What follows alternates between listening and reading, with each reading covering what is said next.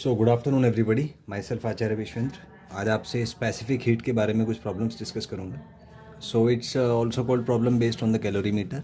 The concept here is heat given is equal to heat taken. इसमें एक concept और है, कई बार हम वाटर इक्विवेलेंट का कॉन्सेप्ट यूज़ करते हैं। तो जैसे हम डेल्टा क्यू लिखते हैं एम एस डेल्टा टी, तो अगर किसी सब्सटेंस के लिए हमें स्पेसिफिक हीट नहीं पता तो उस केस में हम उसका वाटर इक्विवेलेंट यूज़ कर लेंगे और स्पेसिफिक हीट की बजाय स्पेसिफिक हीट ऑफ वाटर यहाँ पे यूज़ कर लेंगे। एग्जांपल ले लेते हैं। मान लीजिए मैं कहूँ कि किसी मेटल का जो वाटर इक्विवेलेंट है वो 100 ग्राम है, तो उस मेटल के टेम्परेचर को डेल्टा टी से इंक्रीज़ करने के लिए कितना हीट की ज़रूरत पड़ेगी।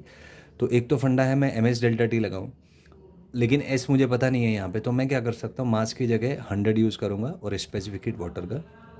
तो इस तरीके से मैं अपना डेल्टा क्यू कैलकुलेट कर पाऊँगा। नेक्स्ट इज़ वाटर इक्विवेलेंट का ऐसा यूनिट होता है kilogram, CGS unit is gram, dimensional formula M1L0T0। एक क्वेश्चन से हम स्टार्ट करेंगे। जैसे मान लीजिए आपको दिया हुआ है कि ice at -30 gets converted into steam at 140, हमें हीट बताना है।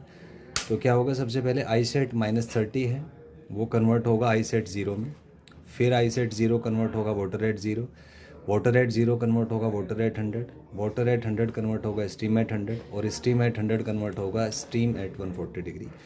तो मान लीजिए delta Q1, delta Q2, delta Q3, delta Q4, delta Q5 heat है, तो नेट हीट सबके समेशन से आ जाएगा।